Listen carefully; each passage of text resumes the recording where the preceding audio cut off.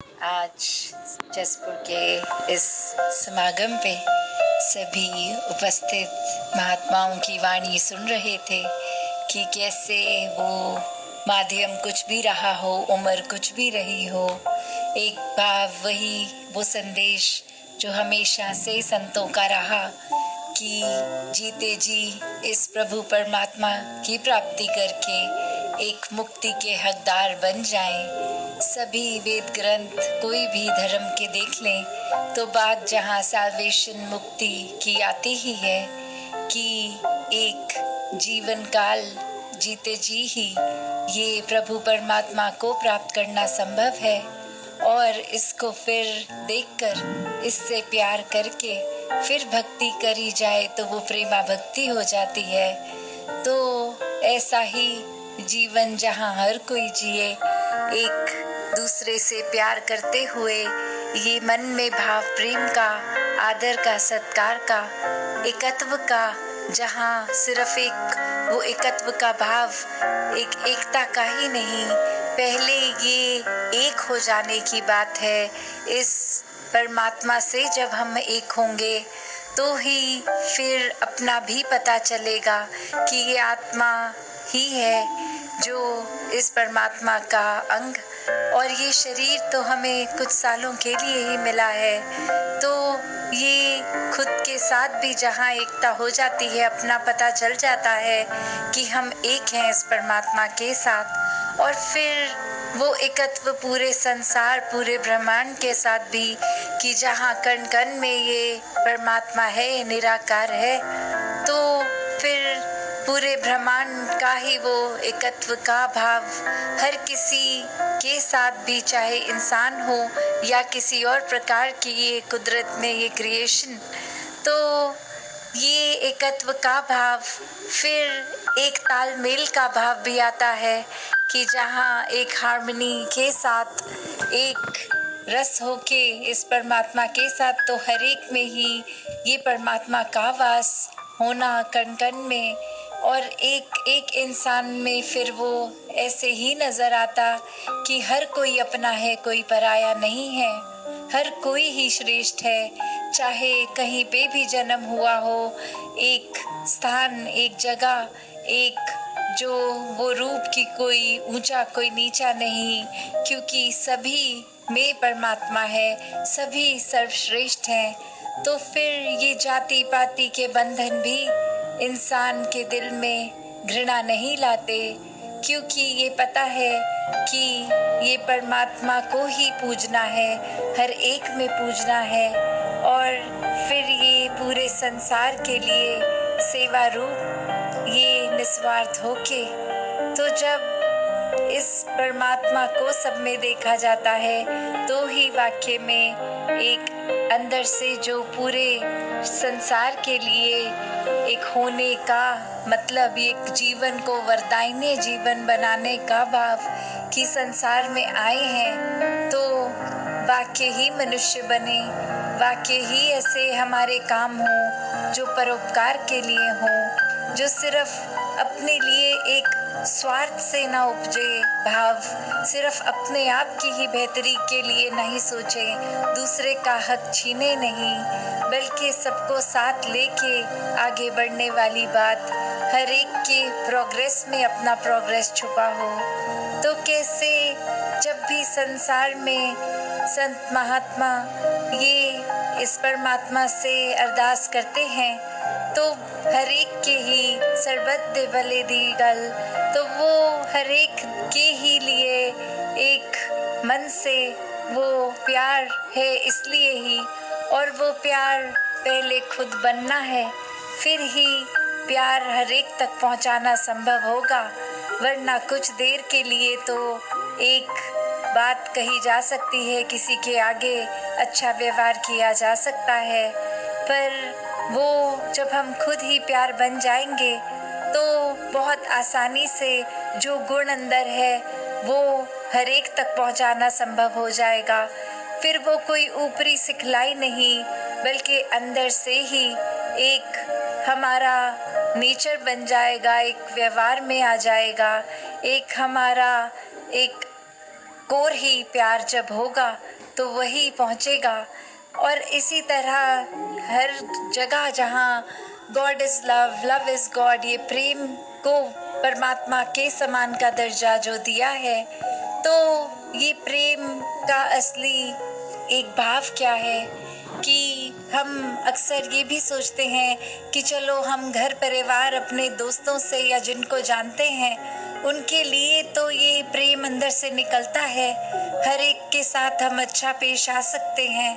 तो जिनको नहीं जानते, जो अजनबी हैं या जिनसे जीवन में कभी मिलेंगे भी नहीं, उनको प्यार करना कैसे संभव है। तो बात वही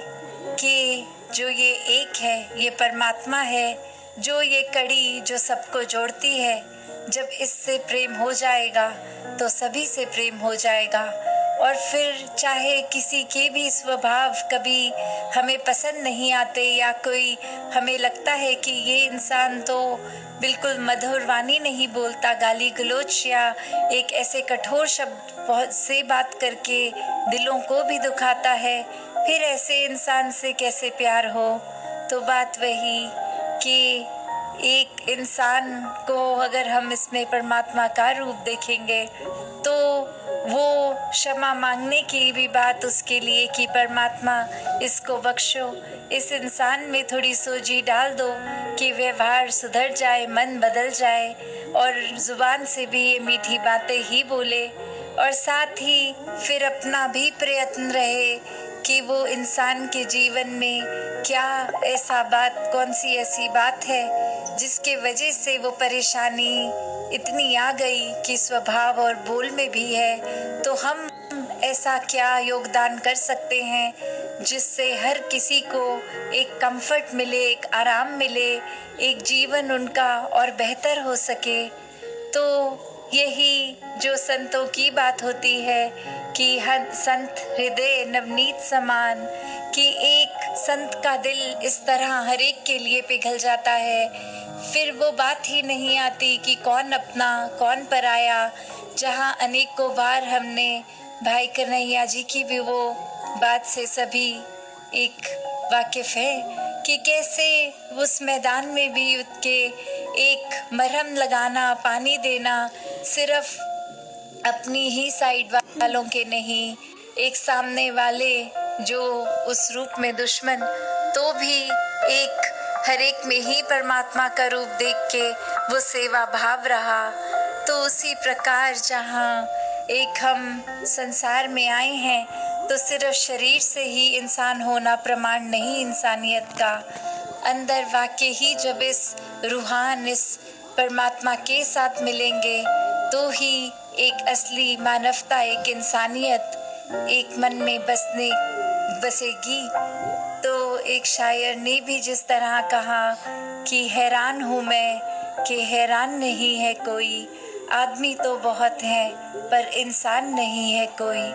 तो कैसा वो भाव फिर कि देखने में तो ये शक्ल आकार, ये शरीर इंसान का है, तो हर कोई इंसान क्यों नहीं बन पा रहा, जबकि हर एक में वो पोटेंशियल है कि वो इंसान अगर एक अच्छाई की ओर जाए तो वो फरिश्ता भी बन जाता है, और वही इंसान अगर सोच गलत पकड़ ले, रास्ता गलत पकड़ ले, कर्म गलत कर ले तो हैवान का रूप भी उसी इंसानी शरीर से ही होता है। तो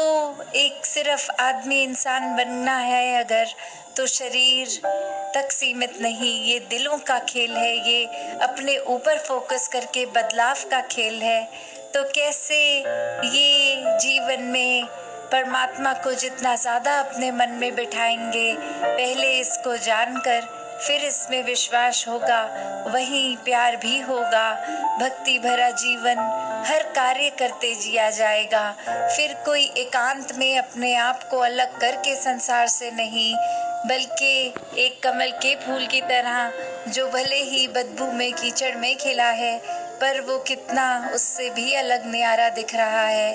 तो बात वही कि एक अगर हमें लगता है हमारे आसपास माहौल ठीक नहीं, तो हम वहाँ उस कीचड़ में कमल की तरह बन सकते हैं। अपने आप को सुधारते हुए ही फिर हर एक का सुधार हो सकता है। जैसे पानी अगर स्थिर होता है तो हम उसमें एक छोटा सा पत्थर डाल देते हैं तो वो जो रिपल इफेक्ट होता है, पहले एक पानी का छोटा दायरा बनता है, फिर आगे फिर आगे फिर आगे, और वो ठहरे हुए पानी में वो पूरी वेव रूप वो एक आ जाता है उस रिपल से। तो उसी प्रकार हम जहाँ खुद को पहले सुधारेंगे, फिर आसपास वाले, फिर अपने घर के एक दोस्त मित्र, और उस तरह से ये कदम पूरे संसार की ओर आगे बढ़ता जाएगा। तो हर समय ये ही बात जब मन में हो कि ये परमात्मा का एहसास है, तो खुद ब खुद ये इंसानियत वाला रास्ता हम चुनेंगे, हैवानियत वाला नहीं।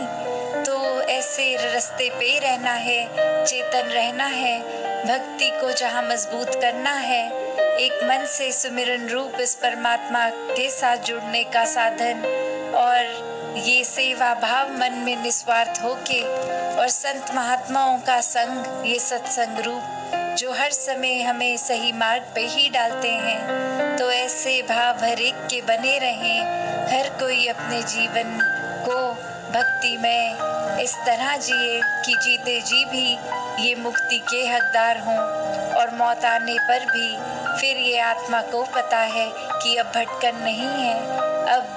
ये जीवन मरण का सारा खेल खत्म, अब इस परमात्मा में ही लीन होना है, इसी में मुक्ति मिलनी है। तो हर कोई